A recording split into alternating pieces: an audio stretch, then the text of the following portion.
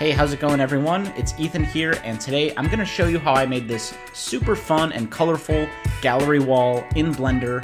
Let's go. Okay, so the first thing we need to get started is a collection of images that will actually go inside the picture frames on the wall in our scene.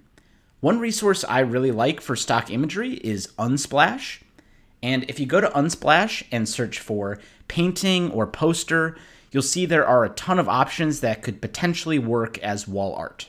I'll download a handful of images and save them all to the same folder on my computer.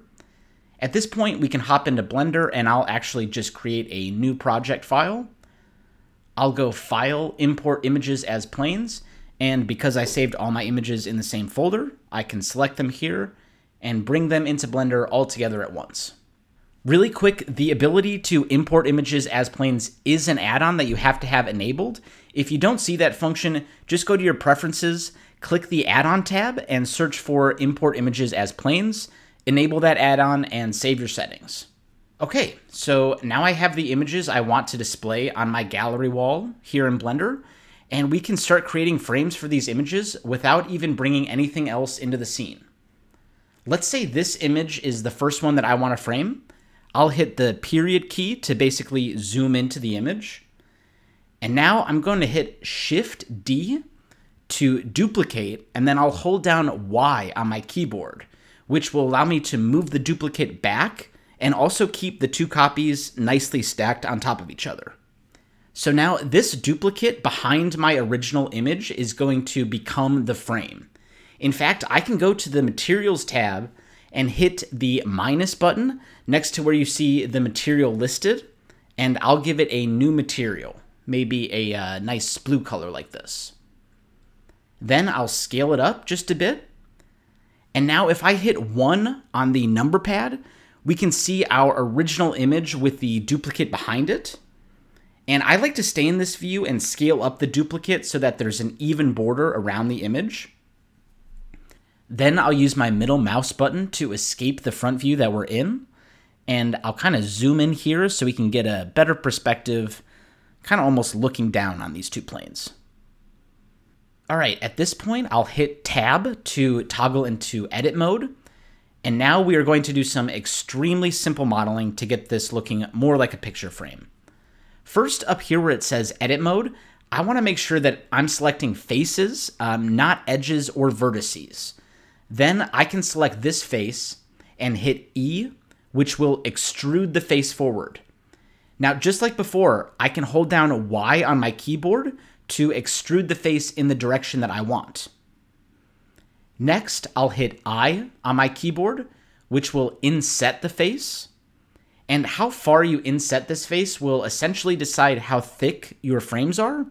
I found it was best to have a mix of thin and thick frames when creating the gallery wall later on. And now I'm going to hit E to extrude again, but this time I will hold down Y on my keyboard and then drag my mouse in the opposite direction. And this will extrude the face inward, giving us something that looks like a picture frame. And actually, the best part of using this technique to create frames, I think, is that this face here is left selected. So we can simply go to the Materials tab and then hit New and then hit Assign, which will assign that face a white color. And then we can reposition our original image by just dragging it back. And there you have it, a quick and easy custom frame. I'll run through that process really quickly again. You take the image you imported as a plane, duplicate it and move it back. Go to the Materials tab and change the material like so. Then you can hit 1 on your keyboard to view the scene in front view and scale up that duplicate plane. And then once you're happy with how that looks, you can exit out of this view. And then with the duplicate plane selected, hit Tab to toggle into edit mode, extrude the face forward, hit I to inset that face, and then hit E to extrude the face back.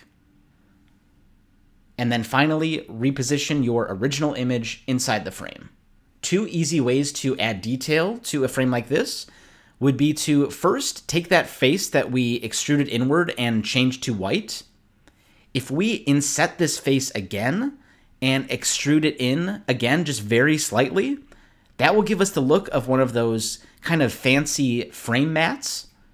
And you can see that the image fits very nicely inside there. Another way that I like to add detail is here on the frame. If we toggle back into edit mode and select the loop cut tool, I'll just go ahead and cut some very basic loops in our frame here. I can click to create a loop, or I can click and drag, and that will help me set the loop a bit more. And then I will go ahead and select the move tool, and I will use that to basically select a loop of some of these faces that we just created. I'm doing that by clicking and holding down Shift. And if I hit E and extrude these faces in, that creates this great detail basically on the face of the frame. So hopefully that gives you an idea of how much customization is possible here. You can make frames that are super detailed and ornate if you'd like. It would just take a little bit of extra time. All right, so the only part of the frame we haven't really addressed is the glass piece that would sit over the artwork. To create this, we can actually use the same duplication method as before and duplicate our original image so that the duplicate is sitting in front this time. And just like before, I'll go to the Materials tab and then hit the minus button so that we now basically just have a plane sitting in front of our artwork. And I can also scale it up so that it takes up the entire area of the frame and there are no gaps. And now in the shading workspace, I'll show you my go-to glass material. You can start by deleting the default shader, and then if I hit Shift A, that will allow me to search for nodes, which is very handy. I'll go ahead and grab a mix shader node and bring that into my workspace, and then I can hook that up to the material output node. We'll then bring in a glass node and a transparent node. And we'll hook those up to our mix shader just like so. Lastly, I'll bring in a light path node, and where it says shadow ray, I'll go ahead and hook that up to the factor of my mix shader. This is a setup I use for glass all the time. I think it's really versatile. And that is pretty much it. If you'd like to join the frame, the artwork, and the glass together into one mesh, you can do this by selecting all three and then hitting Ctrl-J to join. This will make it much easier to move the frames around in your scene. Once you've created the frames, the rest is really just experimenting with color and composition and having fun.